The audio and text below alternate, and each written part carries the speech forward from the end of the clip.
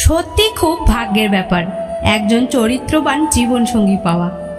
জীবনে কাউকে অতিরিক্ত সুযোগ দিতে যাবেন না, তাহলে দেখবেন এই সুযোগ আপনার জীবনে দুর্যোগ ডেকে নিয়ে আসবে। প্রতিটি গল্পের সূচনা সুন্দরই হয়, কিন্তু বেশিরভাগ গল্পেরই শেষটা সুন্দর হয় না। তাই হয়তো বলা হয় শেষ ভালো যার সব ভালো তার।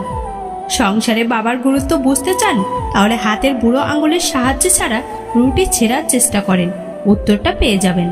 অবশেষে বুঝতে পেরেছি, জীবনে যাদের সবচেয়ে বেশি বিশ্বাস করেছি আর ভালোবেসেছি, তারাই সবচেয়ে বেশি ঠকিয়েছে আর কষ্ট দিয়েছে।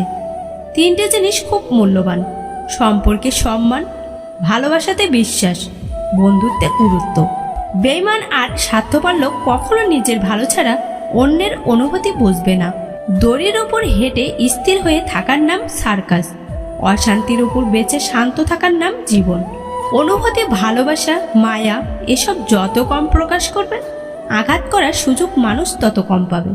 কারো কাছে তুমি নগণ্য, কারো কাছে জঘন্য, কারো কাছে আবার তার সবটুকুই তুমি। একটা কথা মনে রেখো, গাধার নাম ঘোড়া রাখলেও সেটা গাধাই থেকে যায়। কারো জাজমেন্টে তোমার মূল্য একটুও কমে যাবে না, কারণ আলোর ব্যাপারেই তো আর সোনা চিনবে না। কেউ নিজে থেকে বদলাতে চায় না, কাউকে পেয়ে নয়তো কাউকে হারিয়ে, কারো ভালোবাসায় নয়তো কারো ঘৃণায় মানুষকে বদলে দেয়। কি অদ্ভুত না! ভাগ্য সাথী নয়, তবুও মুখ ফিরিয়ে নেয়। বুদ্ধি লোহা নয়, তবুও জং লেগে যায়।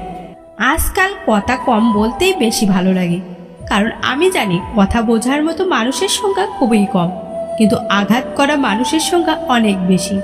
কিছু কিছু মানুষের কথার আঘাতগুলো এত ভারী হয় যে না চাইলেও চোখের কোণে জল চলে আসে।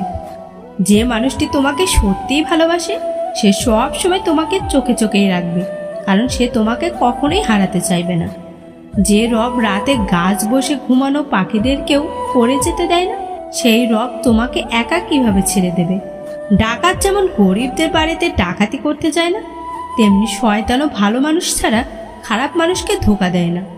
আজ তুমি যেখানে আছো সেটা তোমার অতীতের কর্মের ফল, কিন্তু কাল তুমি যেখানে পৌঁছাবে সেটা তোমার আজকের কর্ম ফল হবে। সময়ের সাথে সবাই বদলে যায়, এটাই তো চরম সত্যি। পড়ে থাকে কিছু কান্না আর ঝুলি ভরা স্মৃতি। সুন্দর মনের মানুষগুলোর জীবন কোনো না কোনো কারণে এলোমেলো হয়ে যায়। নদী কখনোই পিছন ফিরে চলে না, সুতরাং নদীর মতো বাঁচার চেষ্টা করো। অতীত ভুলে গিয়ে ভবিষ্যতের লক্ষ্য নিয়ে বাঁচার চেষ্টা করো, জীবনে সফল হবে।